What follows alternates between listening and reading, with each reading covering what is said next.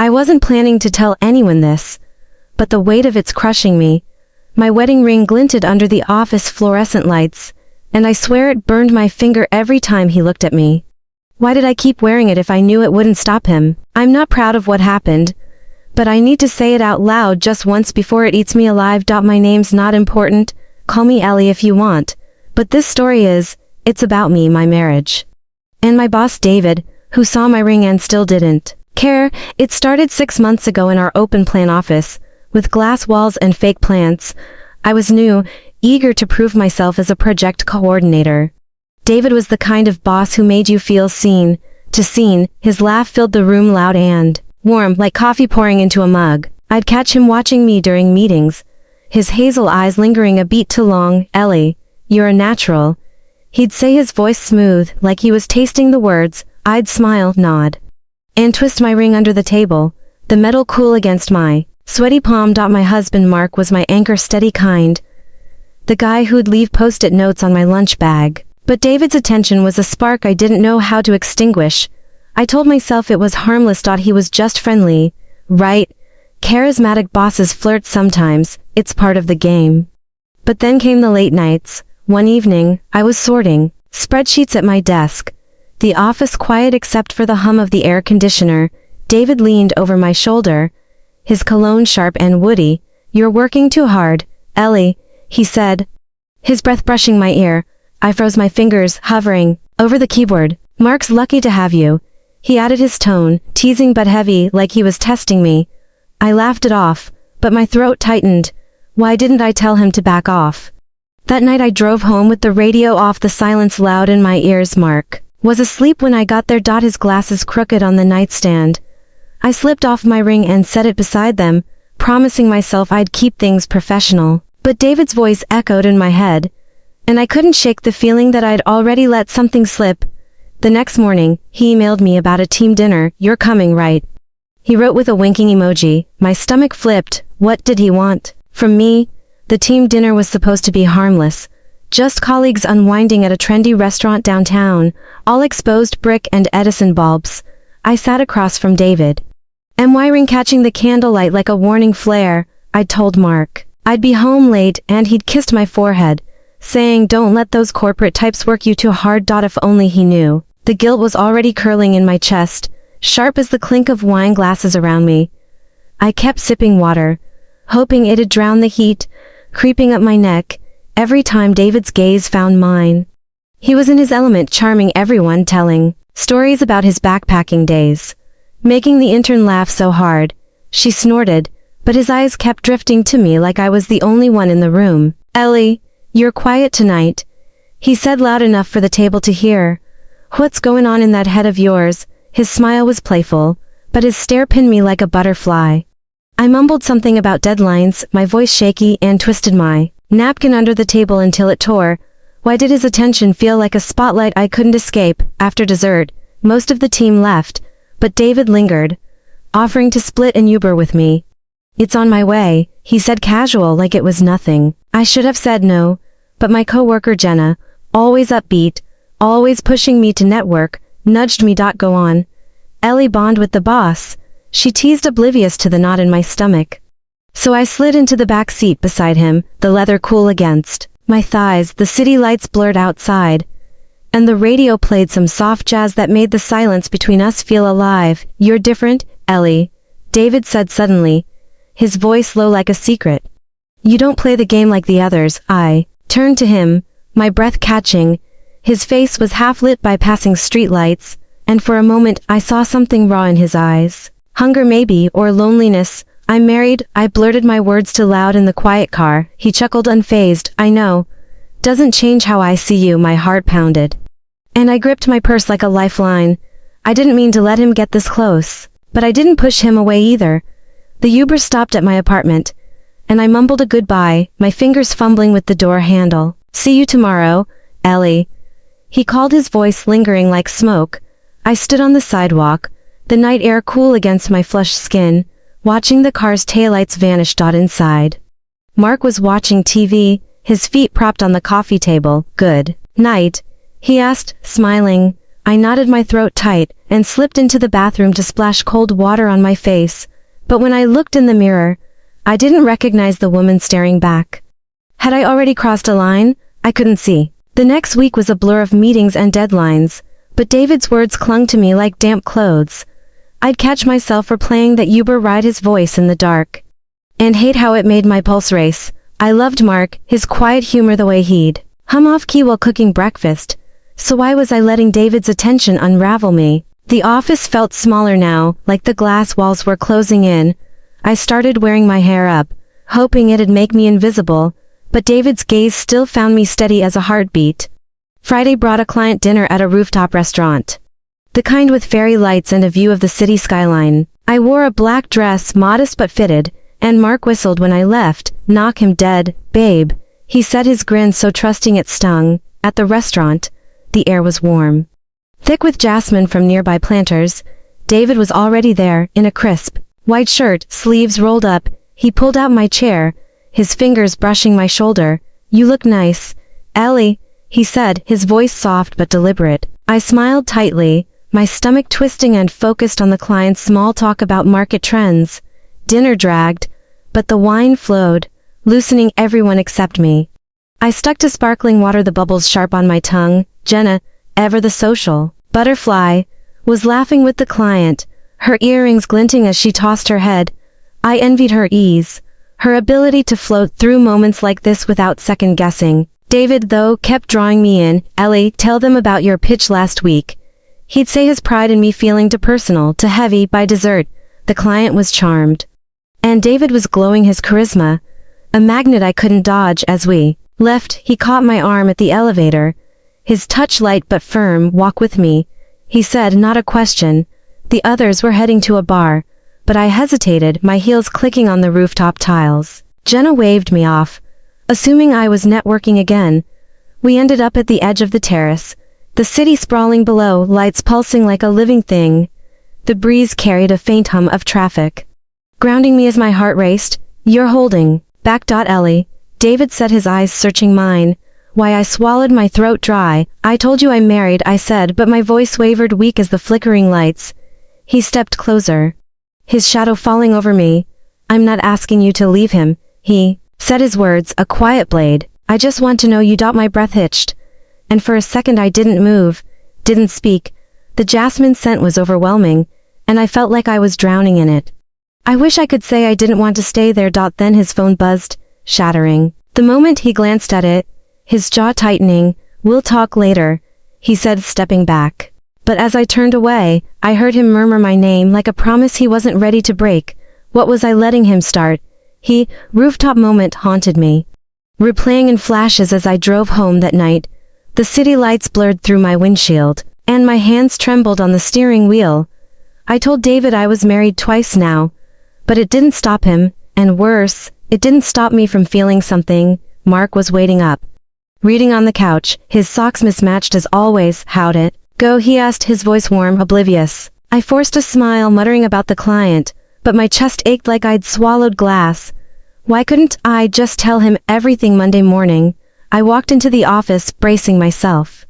The hum of the coffee machine was the only sound as I set up my laptop, the air cool and stale. David wasn't there yet, and I felt a flicker of relief, like I'd dodged something dangerous. Jenna bounced in, her energy as bright as her yellow scarf.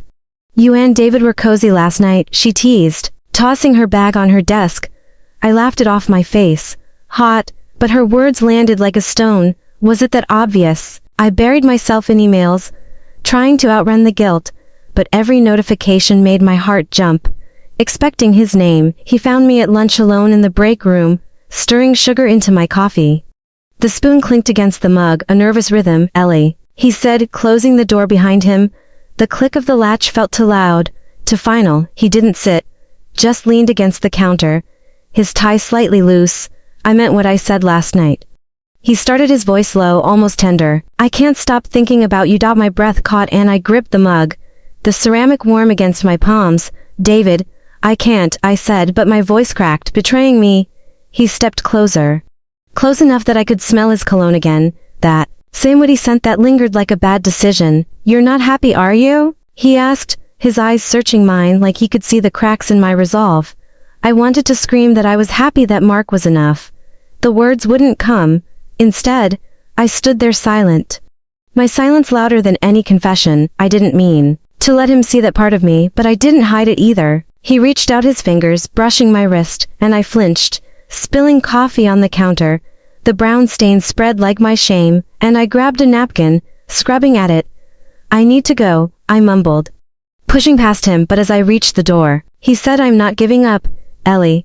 I spent the rest of the day in a fog, my fingers twisting my ring until my skin was raw. That evening, David texted me, "Meet me after work, just to talk." My thumb hovered over the delete button, but I didn't press it. Instead, I agreed to meet him in the parking lot, telling myself I'd set boundaries. But when I saw him leaning against his car, the sunset painting his face in gold, I knew I was lying to myself. What was I walking into? The parking lot was nearly empty, the asphalt still warm from the day's heat radiating under my shoes. David stood by his car, his silhouette sharp against the fading sunset, and I felt like I was stepping into a scene I couldn't rewrite. My ring felt heavy, like it was anchoring me to a life I was betraying just by being here.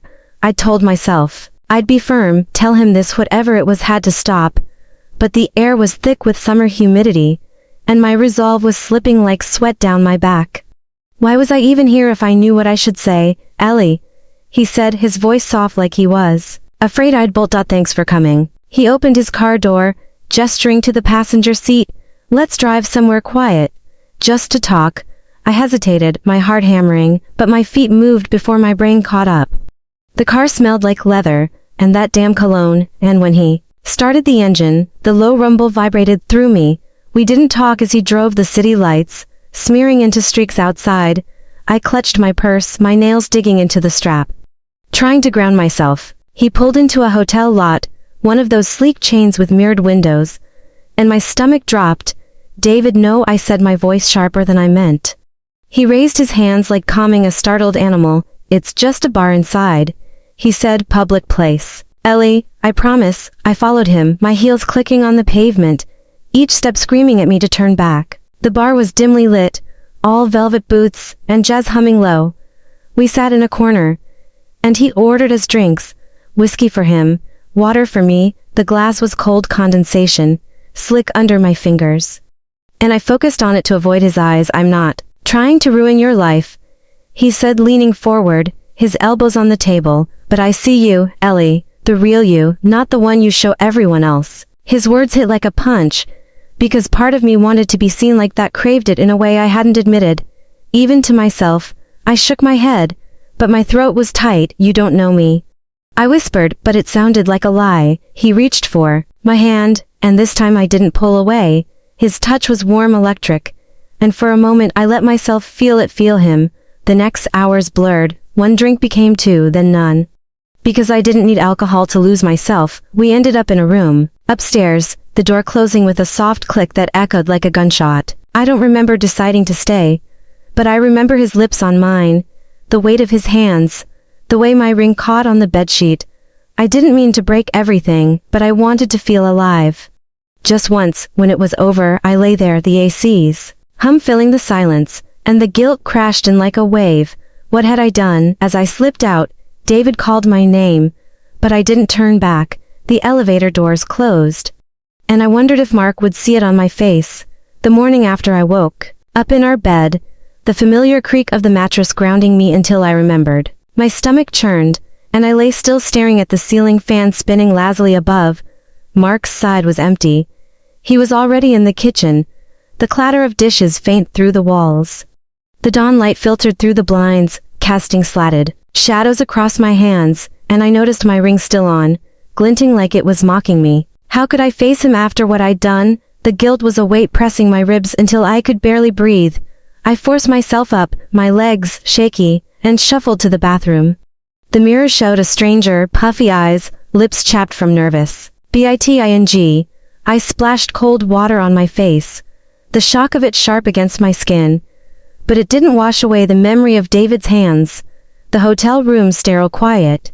I'd crossed a line I couldn't uncross, and the thought made my knees buckle. I gripped the sink, whispering to myself, I didn't mean to ruin us, but I chose it, didn't I? The words felt like a confession to no one, hanging in the air like damp laundry. Downstairs, Mark was scrambling eggs, his back to me as he hummed some old rock song. His normalcy was a knife. How could he not sense the fracture in me? Morning, babe, he said, turning with a smile that crinkled his eyes. You look wiped. Rough night. His tone was light, but I flinched, my heart racing like I'd been caught. Just long, I mumbled, sliding onto a stool. He set a plate in front of me, the eggs steaming. And I stared at them, my appetite gone. Eat up, he said, nudging my shoulder. You're gonna need energy for that big presentation. His trust was suffocating, and I wanted to scream to tell him everything, but the words stuck like glue. I went to work on autopilot, the office, a blur of keyboards and coffee mugs. David was in a meeting, thank God. But Jenna cornered me by the copier, her cheerfulness grating. You okay, Ellie? You're all pale, she said, her brow furrowing. I nodded, forcing a smile, but her concern felt like a spotlight on my shame. All day I avoided David's office, but his presence lingered in the woody scent of someone's cologne, in the way my phone buzzed with a text I didn't open. By lunch, I was unraveling my hands, trembling as I hid in the stairwell, the concrete cold under my palms. I couldn't keep this secret, it was poisoning me. That evening, I sat in our car outside the house, the engine off, the silence loud. Mark's silhouette moved behind the living room curtains, and I clutched my ring, twisting it until it hurt. I had to tell him, not because it was right, but because I couldn't live with the lie. But as I reached for the door handle, my phone lit up. David's name, a single word, talk. My thumb hovered over the screen, and I hated myself for hesitating. What was I still holding on to? I sat in the car, the phone's glow burning my eyes as David's text stared back at me. The street was quiet, the hum of a distant lawnmower, the only sound. But inside me, everything was screaming. I deleted the message, my fingers shaking, and shoved the phone into my bag. Mark was waiting inside, probably setting out dinner plates, his steady hands unaware of the chaos I was carrying. I'd always prided myself on being honest. Mark called it my superpower. But now that truth felt like a blade I'd have to wield against us both. I had to tell him, even if it broke everything. The living room smelled of garlic and basil. Mark's go-to pasta sauce simmering on the stove. He was at the table flipping through a magazine, his glasses slipping down his nose. The sight of him, so ordinary, so him, made my chest ache. I dropped my bag by the door, the thud louder than I meant, and he looked up smiling. Rough day? He asked, his voice gentle. I nodded, my throat too tight to speak, and sank into the chair across from him. The tablecloth was soft under my fingers, a faint stain from last week's wine still visible, a reminder of simpler nights. Mark, we need to talk, I said, my voice barely above a whisper. His smile faltered, and he set the magazine down, his eyes searching mine. What's wrong, Ellie? He asked, leaning forward. I twisted my ring, the metal warm from my skin, and the words clawed their way out. I made a mistake with David, my boss. The air shifted heavy like the moment before a storm. Mark's face froze, his jaw tightening, but he didn't speak, just waited. I forced myself to keep going, my voice cracking. It was one night. I didn't mean for it to happen, but it did, and I'm so sorry. He stood abruptly, his chair scraping the floor, and paced to the window. The dusk light cast him in shadow, and I saw his shoulders tense, his hands balling into fists. You're sorry, he said, his voice low roar. Ellie, how could you? The hurt in his eyes was worse than anger, and I felt like I was shrinking, disappearing under the weight of his gaze. I wanted to reach for him, to undo it all, but I stayed rooted, my confession hanging between us like smoke. I don't know who I am right now, I admitted, tears burning my eyes, but I love you. I always have. He turned away, staring out at the darkening yard, and the silence stretched suffocating. I need time. He finally said, his voice flat, like he was holding himself together with thread. He grabbed his keys and walked out the front door, clicking shut. I sat there alone, the pasta cooling on the stove, the garlic scent now sour in my nose. I'd told the truth, but it didn't feel like freedom. It felt like losing him. As I stared at my ring, still on my finger, I wondered if he'd ever look at me the same way again, or if I'd ever forgive myself. The house was too quiet after Mark left, the kind of silence that presses against your skin. I sat at the table, the pasta congealed in its bowl, the garlic scent faded to something stale. My ring caught the kitchen light, glinting like it did that first day in the office when David's eyes found me. I'd worn it like a shield, but it hadn't protected me or us. I didn't cry though I wanted to. Instead I felt hollow, like I'd poured everything out and had nothing left to hold on to. Telling Mark was supposed to unburden me, but all it did was lay my shame bare, and now I was waiting for a verdict I wasn't sure I could face. I got up, my legs heavy, and wandered to the living room. Mark's magazine was still open on the table, a page creased where his thumb had rested. I touched it, the paper cool and smooth, and for a moment I could see him there. Humming, unaware of the storm I was brewing, I thought of calling Jenna, her bright voice, a lifeline, but she'd never understand. She'd seen my moments with David as ambition, not betrayal. No one could carry this for me. I sank onto the couch, the cushions sagging under me, and stared at the ceiling, the fan spinning like it was counting down to something. Hours later, the front door creaked open. It was past midnight, the air outside cool and damp from a passing rain. Mark stepped in, his hair mussed, his eyes red-rimmed. He didn't look at me, just set his keys down. With a soft clink, I drove to the beach. He said, his voice rough, like he'd been shouting at the waves. Needed to think. I nodded, my hands twisting in my lap, the ring digging into my finger. He sat across from me, the coffee table. A chasm between us. I don't know if I can do this, Ellie, he said, and each word was a stone, heavy and final. But I don't want to lose you. We talked until dawn, the sky turning gray outside. It wasn't forgiveness, not yet, but it was a start. I quit my job the next day, emailing HR from the kitchen, the laptop's hum, the only sound. David texted once, a simple "you okay?" I deleted it without replying. My heart steady for the first time in weeks. Mark and I are trying, piece by piece, to rebuild. Some days he holds my hand, others he can't look at me. I don't blame him. I'm learning to live with the woman I became, the one who wanted too much and nearly lost everything. The ring still on my finger, a promise I'm relearning to keep. It's heavier now, but I don't take it off. I told you this because I had to, because carrying it alone was killing me. If you've ever wanted something that tore you apart or made a choice you can't undo, I see you. I'm not proud of my story, but it's mine, and I'm here, still standing, still hoping. Leave what you must. I already did. Ready.